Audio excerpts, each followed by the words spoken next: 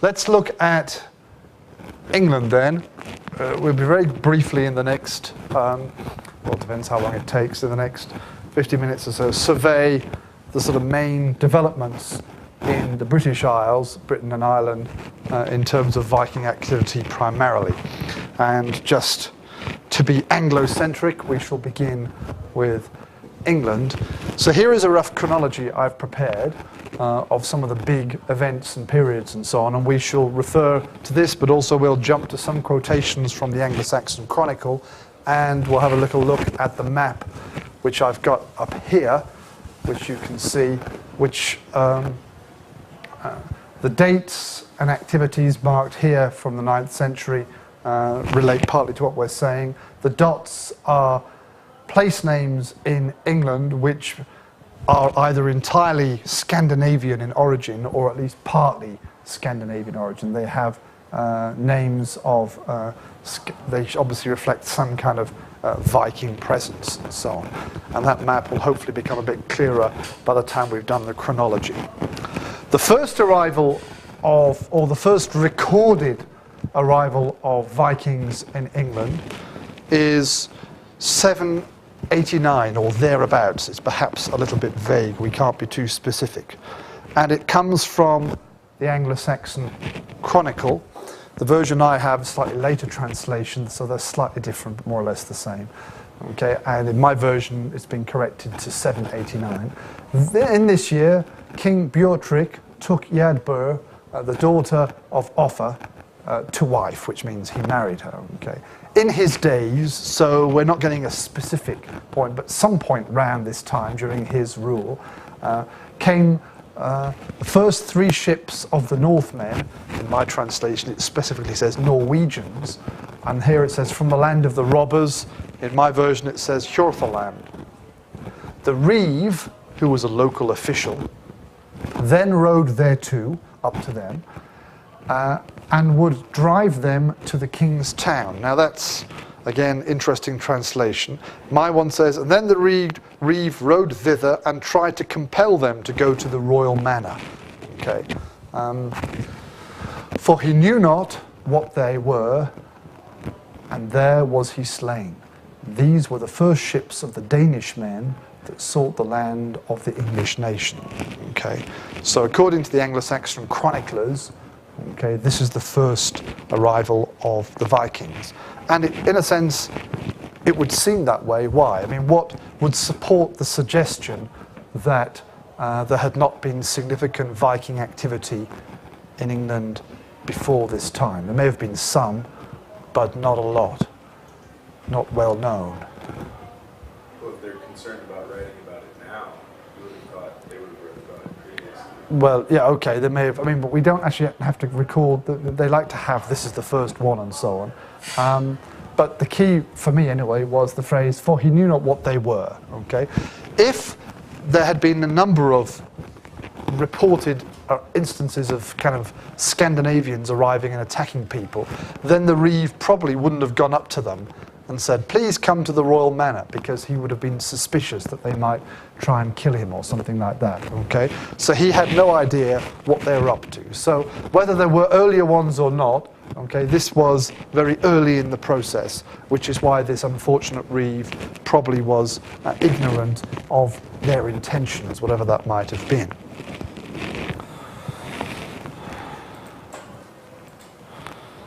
Okay. Oh, I could have just jumped back.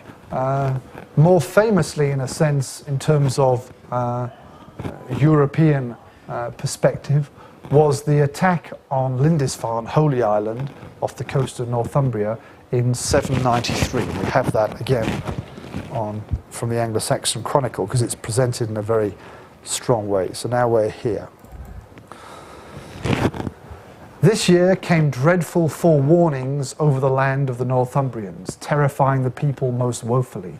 These were immense sheets of light rushing through the air, which means thunder and lightning, I suppose, but it's a nice way to put it, and whirlwinds, and fiery dragons across the firmament, across the sky. These tremendous tokens were soon followed by a great famine. Not long after, on the 6th day before the Ides of January, in the same year, the harrowing inroads of heathen men made lamentable havoc in the Church of God in Holy Island. Oh, it's not marked on this map. Let's see if we got another map that got the... Okay, we're talking up here, okay, by rapine and slaughter. We're not concerned about what Siga is doing. This was such a famous attack on a church that Alcuin, who was an Anglo-Saxon scholar in the court of Charlemagne, then still king rather than emperor, heard about it and wrote back to his friends and all this terrible news and things like that. So it sort of spread through Europe, what's going on and so on. And of course they've presented it in this very kind of poetic way with these portents, with these terrible things happening before. Again, this is a kind of literary topos with parallels in other writings where you present a big event and you say terrible things happened in advance or whatever and things like that. So all the thunder and weather are meant to kind of point forward to this terrible event and so on. So this is the first big one on a church. Obviously, the Vikings were raised everywhere, but like the Christians in England and Ireland ever attempt to like appeal to the other European Christians for help? Well, they were all, well, no, I mean, obviously we're not going to be looking at what's going on in France here, but obviously the Frankish lands were being attacked as well. And people didn't really have that kind of level of cooperation, I don't suppose, in those days. It wasn't the way that they thought, in a sense. And the same Vikings were sometimes moving from one place to the other. So a gang of Vikings would leave northern France and then end up in England. So the French probably just sort of said, whew, got to be rid of them, leave them to see what they do to the English for a while, and things like that.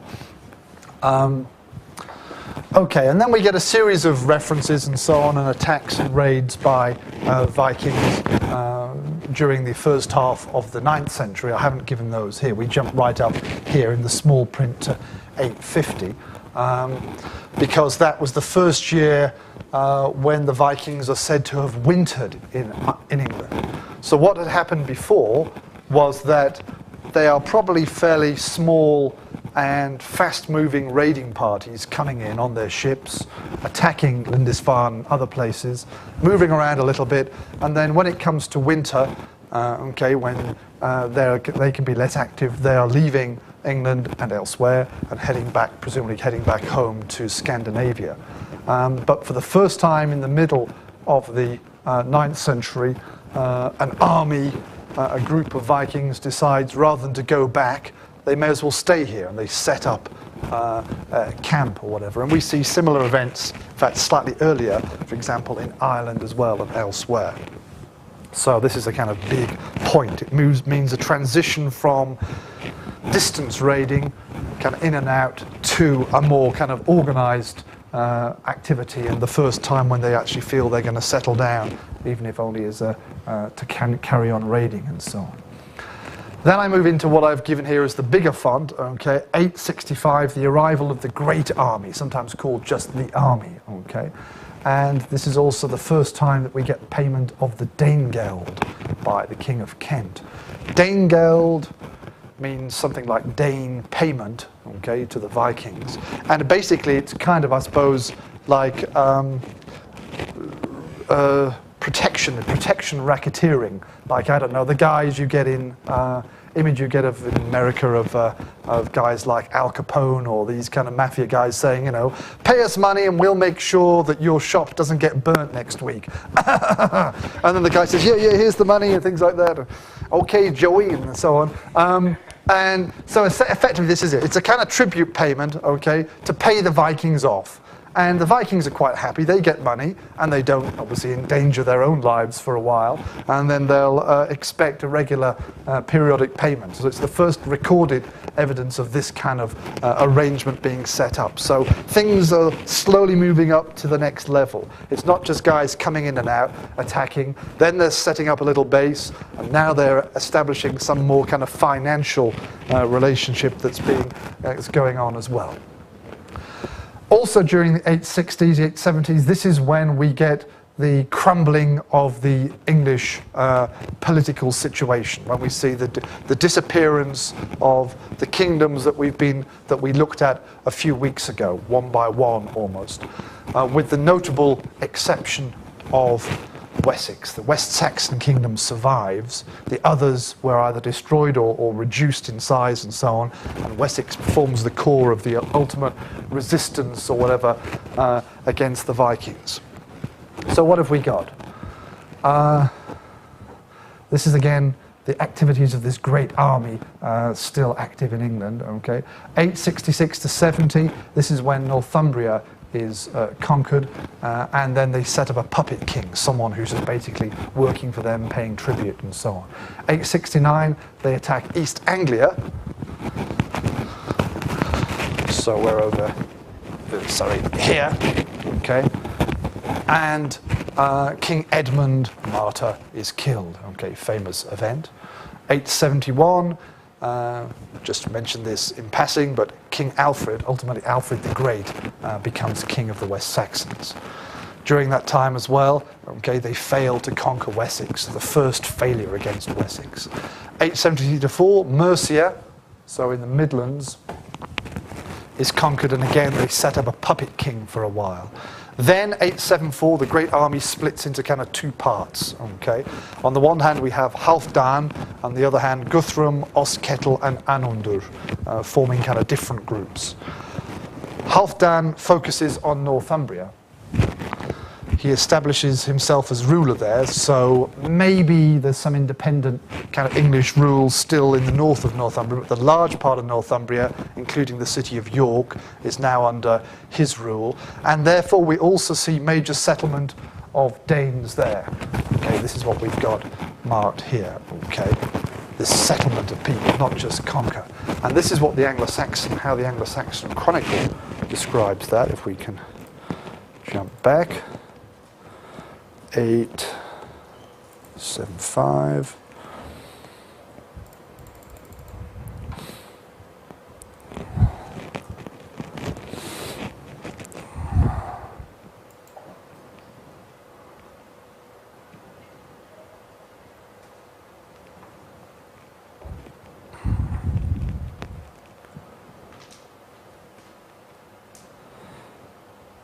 This is what I'm after. It's 876 in this one. This is what I'm trying to get. Okay, so it's the same period.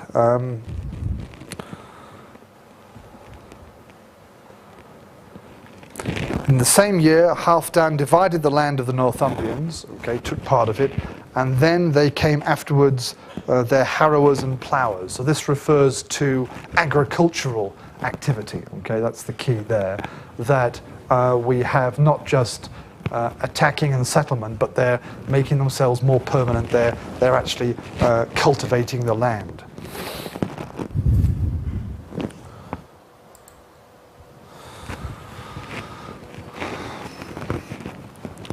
Again, they fail to defeat Alfred in Wessex.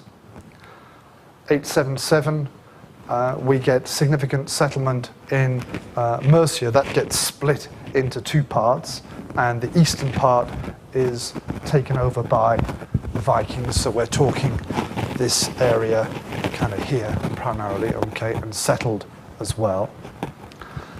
Further failure to defeat Wessex, and in this case Alfred has kind of come back from a rather difficult position, and now he fixes peace with Guthrum, okay, and it's the first negotiation where he has kind of upper hand. And then following decade we have more Viking activity, and they form a second peace, and this is when they establish formally what we call the Danelaw, which means an area where the law of the Danish people is most prominent. And so we're talking about this line here. Anything north of that line in this region, Alfred said, okay, you can have that, and we'll call that the area where the law of the Danes is established. And south of that line, okay, is primarily going to be under my influence, okay, which is kind of Wessex and elsewhere, and so on. So Alfred's reign and this point in the creation of the Danelaw marks the final stage in what we've been looking at. Finally, we have political activity. Okay, they're now acting politically. We've had raiding, followed by kind of wintering, followed by taking over kingdoms, and finally they have diplomatic relations almost, and an almost official recognition of the situation. And Wessex down here forming the kind of non-bit. And all the dots you can see, with some small exceptions creeping over the border, all the dots marking Scandinavian place names and suggesting therefore Scandinavian points of settlement and activity are to the north and east of the Danelaw boundary, and with a few exceptions, there is no strong evidence of Scandinavian settlement, at least in terms of place names, south. So it shows that the boundary, the political boundary which that Guthrum and Alfred established, was quite effective. Okay, that there was very significant Viking movement into this area, and nothing going on here. So it did work in that sense, this division. What happens in the 10th century is that Alfred's successors succeed in slowly extending English, West Saxon English power into the Danelaw and destroying the Viking political power there. But that's quite a long story, and we'll look at that another time. One other thing just to point out, which doesn't crop up in great detail, but in addition to these great army activities that we've been talking about, in addition, and perhaps emanating from Ireland, we have a series of settlements by primarily Norwegians, we think, along the west coast of northern England, okay, significantly in what we call the Wirral and Lancashire. We have records of that, but also the place names point to other settlements that we don't have so much reference to as well. So the stuff in the chronicle is primarily here, and this is a sort of separate, perhaps, movement or activity that we can see. This leads to a number of things.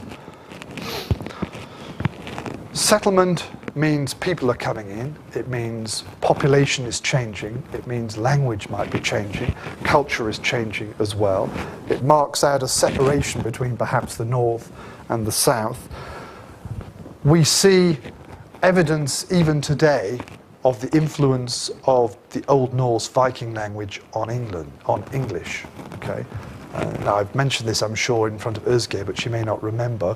What very important element in English vocabulary and grammar, in fact, owes its origin to the Vikings, which I may or may not have mentioned last year, and obviously I can't expect you to remember that. But the plural third person pronoun, they, their, and them, and so on, that is in fact, they are in fact Viking words ultimately, because in English the equivalent word hair and so on, beginning with an H sound, could be confused with he and words for she and so on.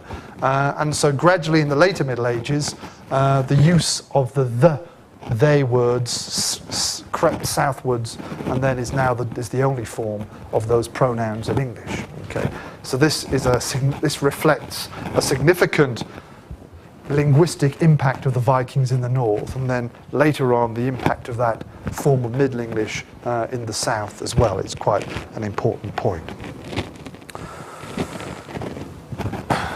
People have studied the place names on these maps.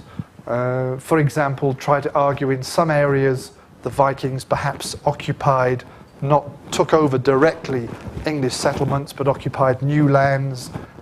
So they were living side by side perhaps with English people and things like that. And we've got DNA studies. I'll mention more about DNA when we come to Scotland in particular. But there's been some studies of saying there's some evidence of Viking DNA, for example, they found in those regions as well, and so on.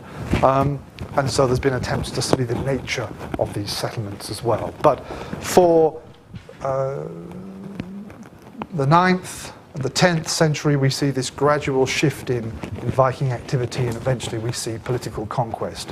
And we see guys calling themselves king of York, okay, ruling and having connections with other Viking kingdoms elsewhere. So the political map of England more or less changed during the period of about 20 years or so. And we'll follow up the remaining of that story next time. Okay, let's shift to Ireland now, which is also has an interesting picture.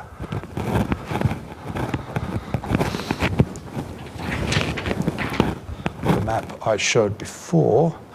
I have my own map somewhere. Maybe I can put that one up here if I can find my map. Fit onto here.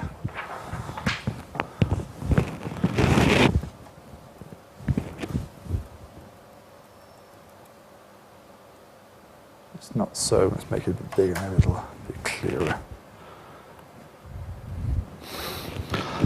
The story in Ireland is similar to what goes in England, or goes on in England that we've just seen, similar sort of main trends and so on.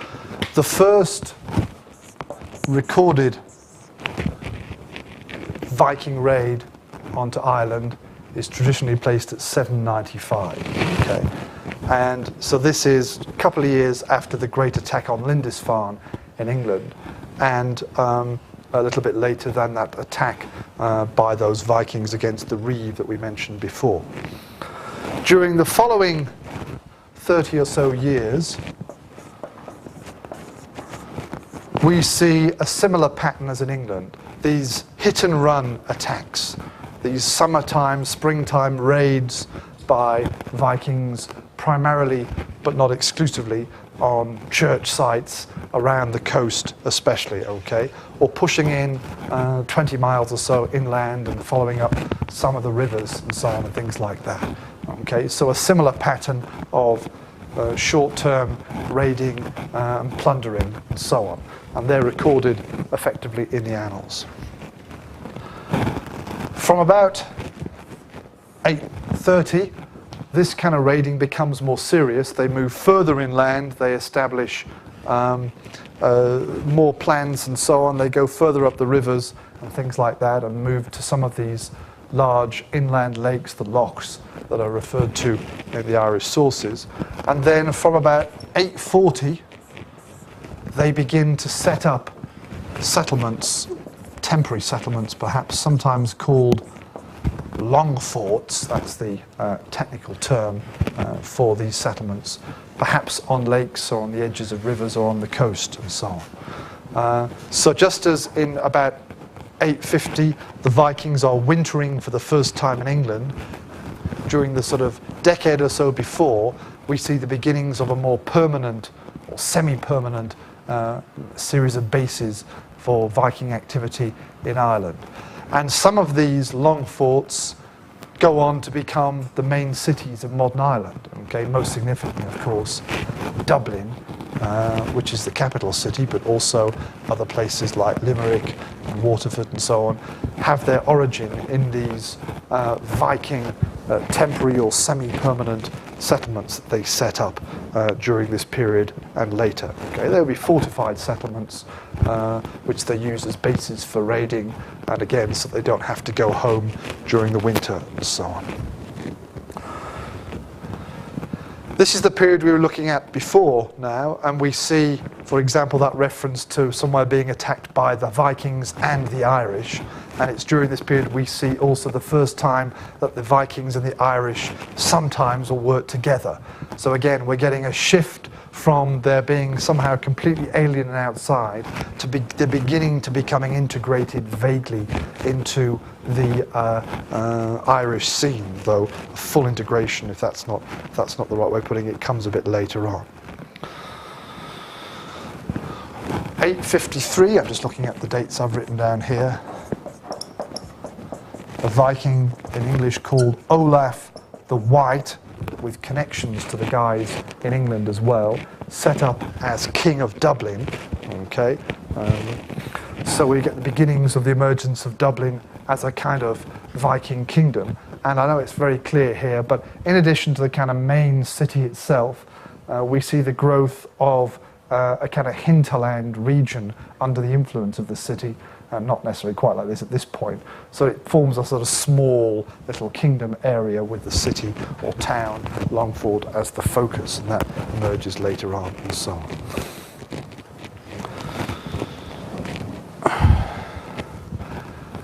So somewhat differently than England in terms of settlement, we don't get a period of significant large-scale settlement. The Viking towns primarily dotted around the coast. Okay, occasionally they'll be occupying long forts that may or may not become more permanent on the lakes as well. But primarily it's a small sort of focus of a town with a hinterland dotted around the coast. We don't see large-scale migration of people into Ireland in the way that we saw with this map for England, for example. So nothing comparable to that. And they've done genetic tests, and again, I guess there's more work to be done, but there's one article I read where they took people whose modern surnames have got Scandinavian elements. So someone's called Mac Tory or something, and that might come from Thorir or something. So they think maybe the ancestor of that person may have been a Viking, a Scandinavian. It's no way of being guaranteeing that. So they took a lot of Irish people who have supposed Scandinavian ancestors, at least in terms of their surnames, and they also took some people who were just ordinary Irish surnames, and they looked at their genetic makeup, Y chromosomes in this case, and the amount of Viking DNA was very, very low, even for these guys who are supposedly having Scandinavian names. So that suggests that there was, and we can see this here, there was not large-scale influx of Vikings as settlers in Ireland, and that even large kingdoms like Dublin eventually, or even quite early on, were perhaps composed of both Vikings but also a lot of Irish men who just got involved and perhaps presumably learned Old Norse and became part of that scene, so that the Vikings did not form a significant demographic influx into Ireland during this period. So a different situation than we see in England, or we have seen. Okay, any questions there? I'm trying to be quick so we can get through Scotland and Wales as well. So let's move to Scotland now. I've got a few maps. That's the Welsh one. We don't need that one.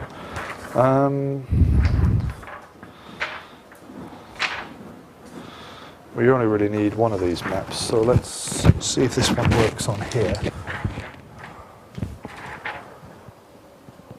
Maybe it's better on the thing. Let's move over here.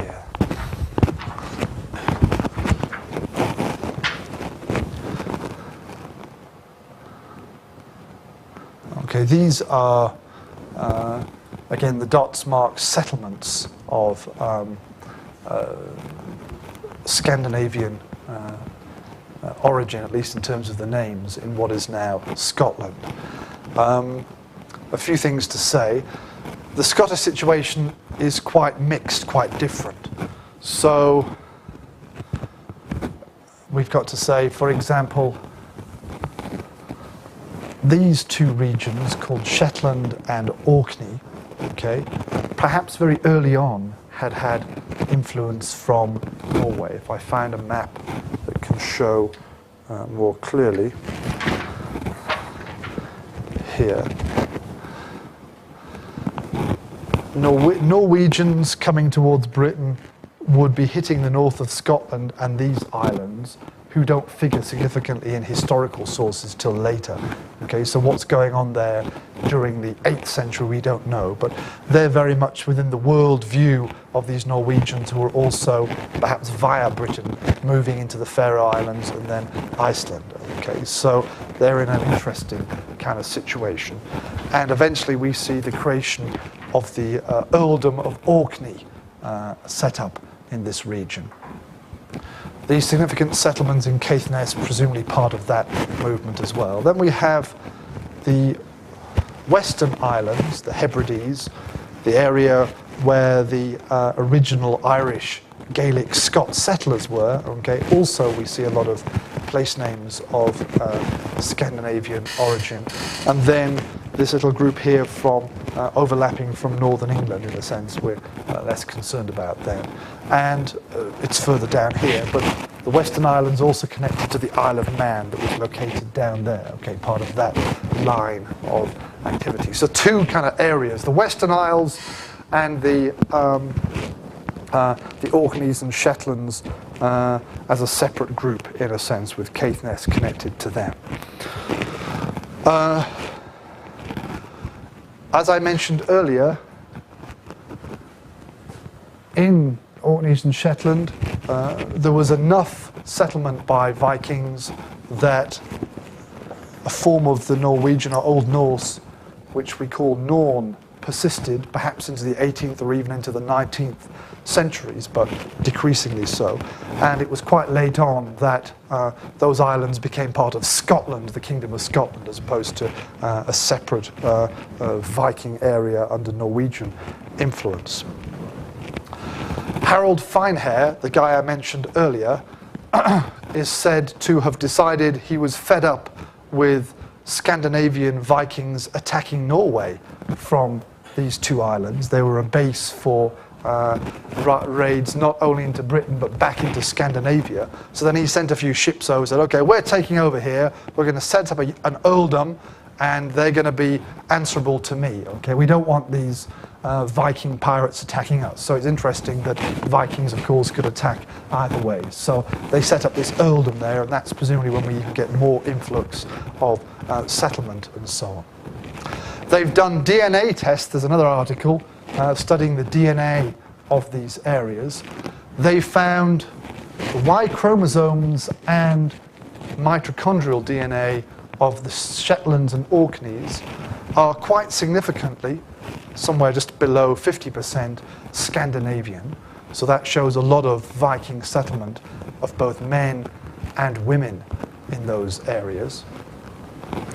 However, for the Hebrides, we see a higher degree of Y chromosomes and far fewer Viking mitochondrial DNA amongst the current occupants of these areas. What might that suggest? What's the nature of what's going on here then? If we get a higher degree of Y and less mitochondrial DNA, what does that tell us, or what it might tell us about Viking presence and settlement in the Hebrides, for example? Okay, let me put that on, because, okay. Y chromosome is high, relatively high, I mean still less than in Shetland or whatever, and mitochondrial DNA is significantly less Viking. Okay.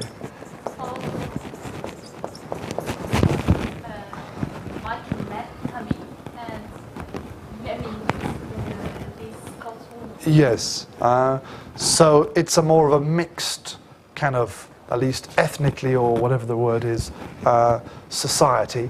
It's Viking men, Vikings seeking their fortunes and then eventually settling and finding a wife and obviously taking a local woman as a wife or whatever relationship they had, we don't know, of course. Whereas up there in the Shetlands and the Orkneys, we see obviously a more organised and more full settlement by both men and women coming in, okay? And this, I think the percentages are different, obviously, but also in Iceland, they see far less Viking mitochondrial DNA and a higher percentage of British, which means Irish and British, DNA in Iceland, and the same in the Faroe Islands as well. So the settlements of the Faroe Islands, more importantly perhaps Iceland, okay, again, was made up of Viking men with women coming along from the British Isles. So this stepping stone idea and so on, rather than a full-scale settlement, organised settlement by Vikings coming in and things like that. So again, I don't know how often I'm going to still go on about DNA. I think this might be the last time I'll mention much DNA. But again, I find it, because I find it very interesting, it gives a new perspective on what the historical and onomastic sources can tell us about the history of that period. And lastly, and to some extent, least significantly, my homeland in Wales. Here is a map showing Viking place names in what is now Wales. It has a very interesting distribution. Any ideas what this might or might not tell us? We've got plenty of references, not plenty, but we've got a number of references to Viking attacks on Welsh churches. Again, mostly churches dotted around the coastline, because that's where they're coming in. But we also have these place names, many of them still used today, some of them no longer used. And we see a small number along the north coast and a higher percentage along the south coast of Wales.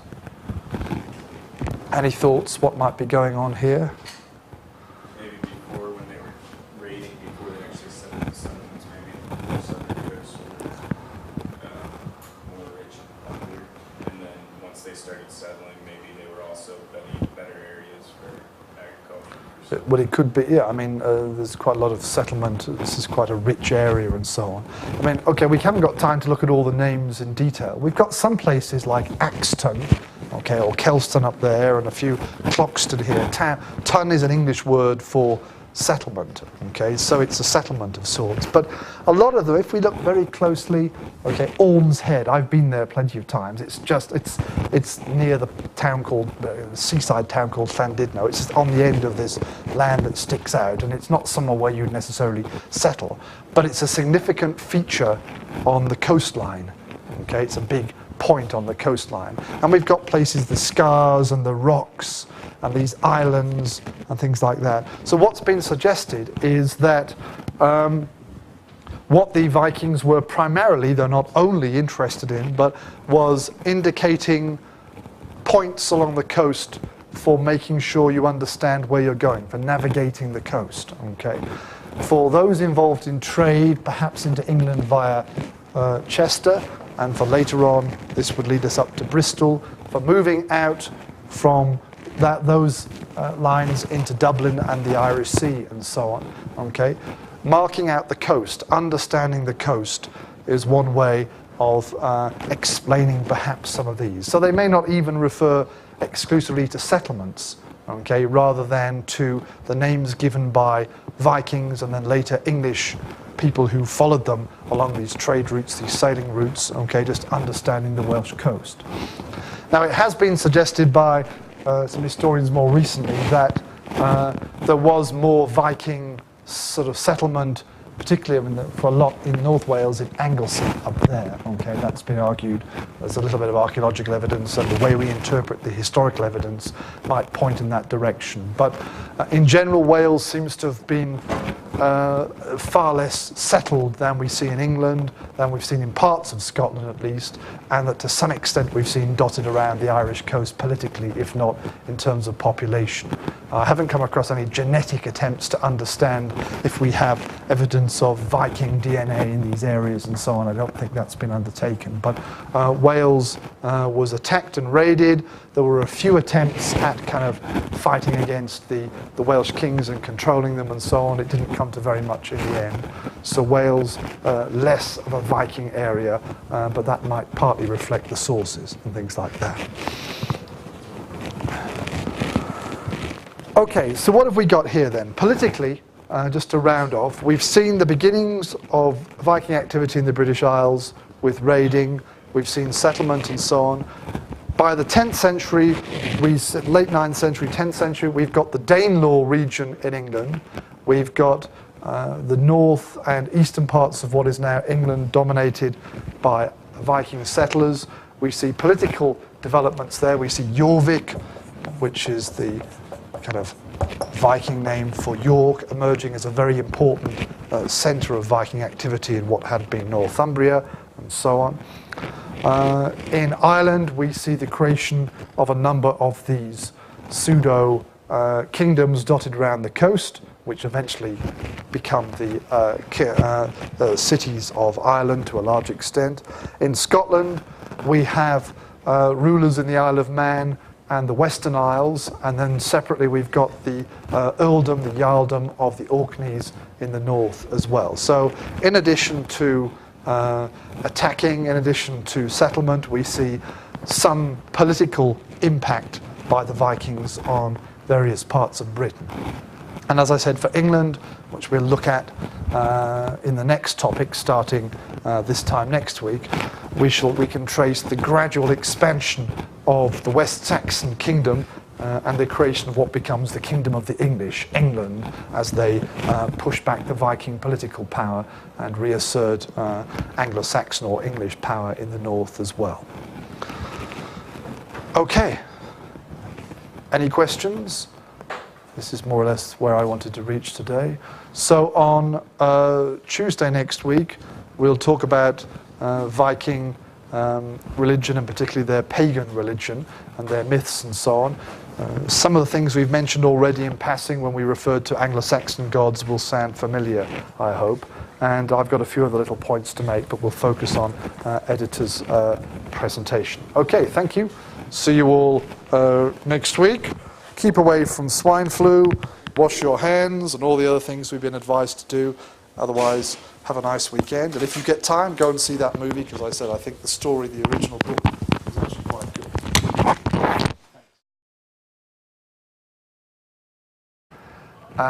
And would drive them to the king's town. Now that's, again, interesting translation. My one says, and then the reeve rode thither and tried to compel them to go to the royal manor. Okay.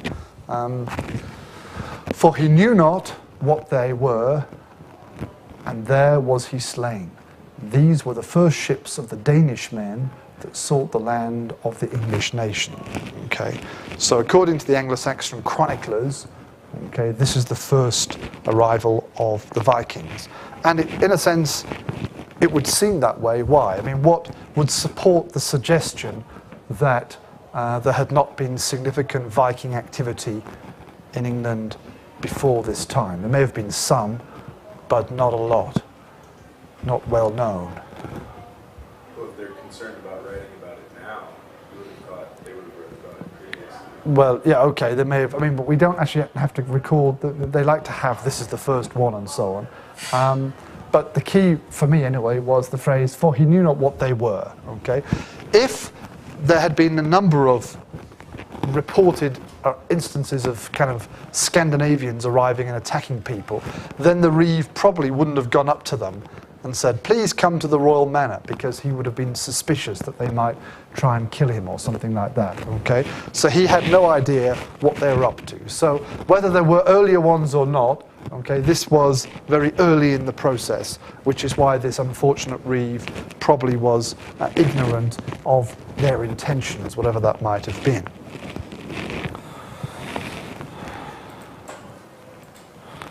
Okay.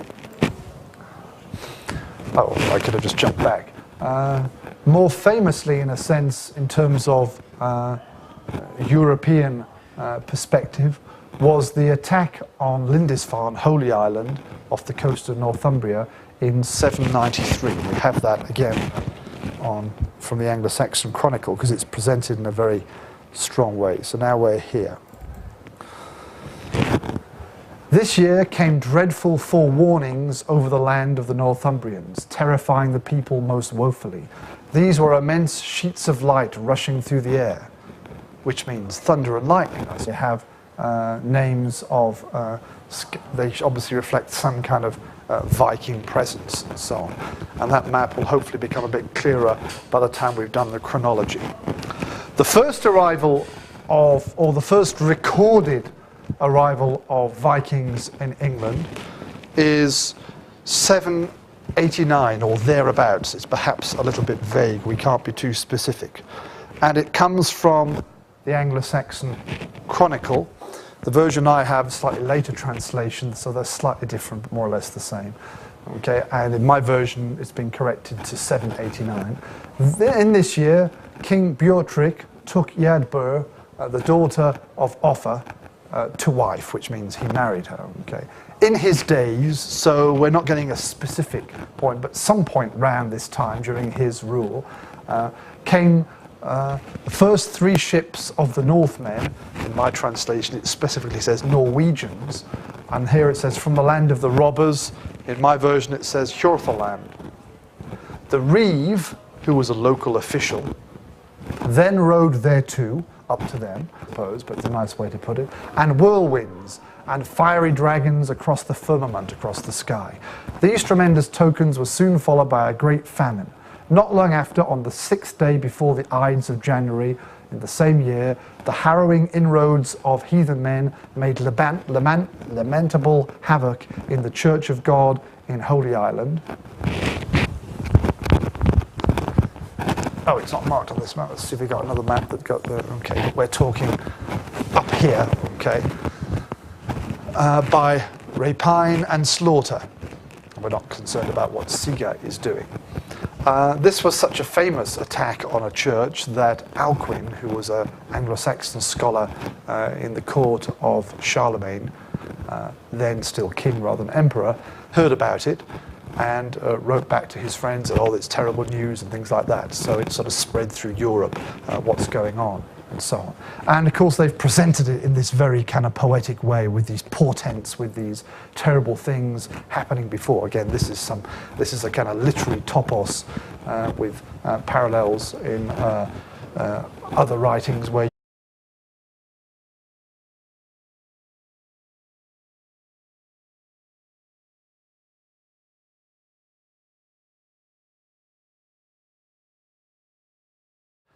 let's look at England then. We'll be very briefly in the next, well, it depends how long it takes, in the next 50 minutes or so, survey the sort of main developments in the British Isles, Britain and Ireland, in terms of Viking activity primarily. And just to be Anglo-centric, we shall begin with England.